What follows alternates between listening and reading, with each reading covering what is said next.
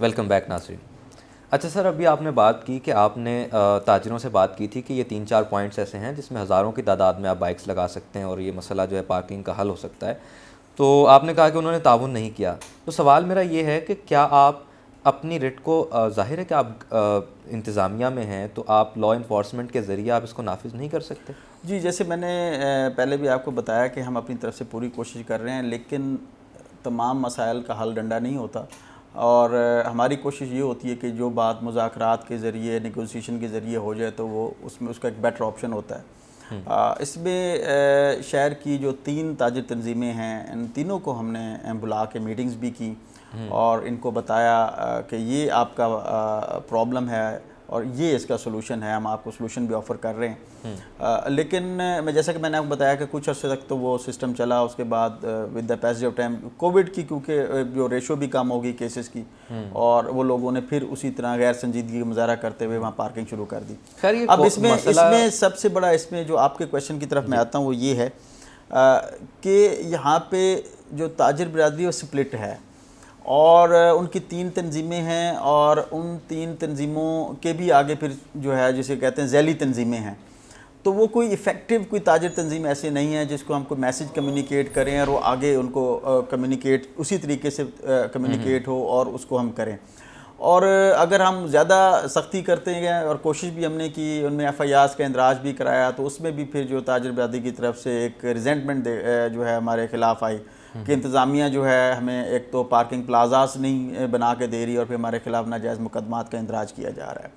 تو جب تک یہ تاجر کمیونٹی خود اس میں انوالو نہیں ہوگی، اور یہ ان کے اپنے مفاد میں ہے. دیکھیں اگر ایک اب آپ کچہری بازار کو دیکھ لیں، 100 فٹ سے زیادہ اس کی روڈ ہے، لینتھ اس کی وڈتھ ہے، اور بہت کھلا بازار ہے. اس طرح جھنگ بازار آپ کا بہت کھلا بازار ہے، اور یہی دونوں بازار ہوتے ہیں جو چوک ہوتے ہیں ہر وقت. بالکل اس میں ٹریفک کی وجہ سے بھی چوک ہوتے ہیں اور ان میں رش بھی ہوتا ہے. تو اگر ہم ان کی پارکنگ کو اسٹریم لائن کر لیں تو ہمارے بہت سارے مسائل ہو سکتے ہیں، حل ہو سکتے ہیں. لیکن اب اس میں پرابلم یہ آتا ہے کہ اب جو کچہری بازار ہے بیسیکلی تو یہ موبائل مارکیٹ ہے، اس کے ایڈجیسنٹ جو اندر جو کپڑوں کی دکانیں ہیں، گارمنٹس کی دکانیں ہیں، وہاں سے ہزاروں کی تعداد میں جو شاپ کیپرز ہیں وہ اپنی بائکس وہاں پارک کر کے اندر چلے جاتے ہیں. اور ایک اس میں سب سے بڑا ایشو یہ بھی ہے کہ ایک دکان کے اندر 8 بندے کام کرتے ہیں اور 8 کے 8 لوگ موٹر بائکس پہ آتے ہیں.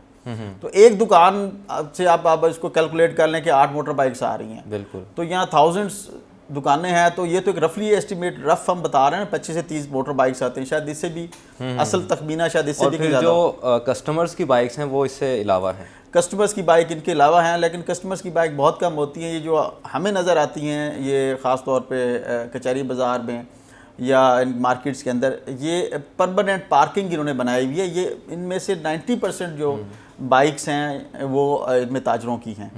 گاہک کی جو ہوتی ہے وہ 10 to 20% آپ رکھ لیں ان کی ہوتی ہے، کیونکہ گاہک نے تو آنا ہے، اس نے شاپنگ کرنی ہے، پھر وہاں سے نکل جانا ہے. تو اچھا، یہ جو پارکنگ بنی ہوئی ہے جس میں ایف ایس پارکنگ بھی ایک بہت بڑی یعنی کہ کمپنی ہے، تو کیا یہ آپ کی طرف سے اجازت لے کر یہ سب کچھ ہو رہا ہے وہاں پہ جو پارکنگ ہو رہی ہے؟ جی، پارکنگ کمپنی جو ہے وہ ایک لیگل باڈی ہے، اور ڈپٹی کمشنر صاحب اس کے ایڈمنسٹریٹر ہیں. ان کا یہاں پہ اپنا ایک ایم ڈی ہے، ان کی ایک اپنی ہیرارکی ہے، ان کے لوگ ہیں، جوان ہیں، انسپیکٹرز ہیں. پورا ان کا ایک سسٹم ہے جس کے ذریعے وہ پورے سٹی میں آپریٹ کر رہے ہیں.